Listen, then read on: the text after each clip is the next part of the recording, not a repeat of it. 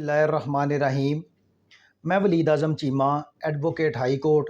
आज हम जो सुप्रीम कोर्ट की जानिब से एक इंतहाई अहम फ़ैसला दिया गया, जो कि मैं समझता हूँ कि पाकिस्तान की तारीख़ में अच्छे फ़ैसलों में देखा जाएगा, जिसमें पीडीएम की गवर्नमेंट ने जो एक अपना होशियारी का मुज़ाहरा करते हुए नवाज शरीफ को और जहांगीर तरीन को, जो उनकी ताहयात नाअहली है, उनके ख़िलाफ़ एक नया एक्ट पास कर लिया था। और इनका ये ख्याल था कि ये जो है वो अपना उनको दोबारा अहल करार दे देंगे।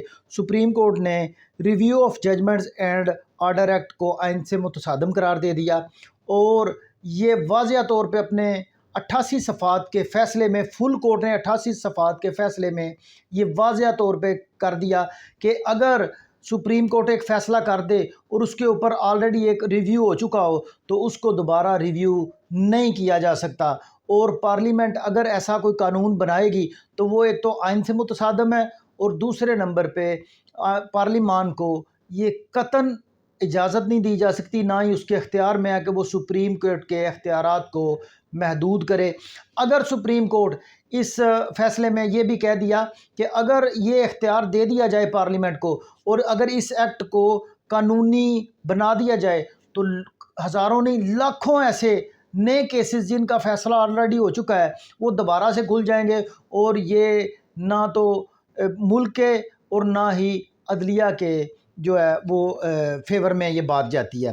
लिहाजा इसकी हम इस फ़ैसले की जो तारीख़ है उसमें भी जाना चाहेंगे कि फिर ये मामला शुरू कहाँ से हुआ। बेसिकली ये 2017 में एक केस समीउल्लाह बनाम अब्दुल करीम शेरवानी, जो कि बलूचिस्तान के एमपीए थे, उनकी ताहयात नाअहली को सुप्रीम कोर्ट में रिव्यू के ज़रिए चैलेंज किया गया और इसकी अथॉरिटी है PLD 2018 supreme court page number 405, जिसमें बाबर अवान साहब वकील थे। और सुप्रीम कोर्ट ने 2018 में ये फुल कोर्ट ने ये जजमेंट दी कि सुप्रीम कोर्ट के फ़ैसलों के ऊपर रिव्यू नहीं किया जा सकता।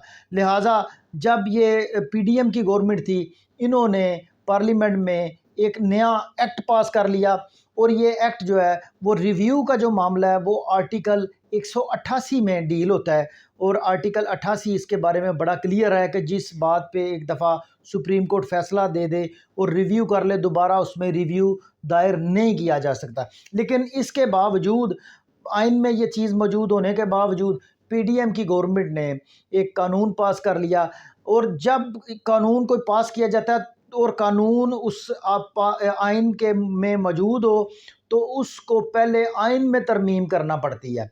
और ये तरमीम तो कर नहीं सकते थे क्योंकि आइन में तरमीम करने के लिए 2/3 मेजॉरिटी की ज़रूरत होती है, जो कि पीडीएम की गवर्नमेंट के पास नहीं थी। लिहाजा इन्होंने अपने इस अमल को जारी रखते हुए नवाज शरीफ को अहल करने के लिए इन्होंने जो कानून साजी की, आज हम सुप्रीम कोर्ट के इस फ़ैसले को सराहते हैं।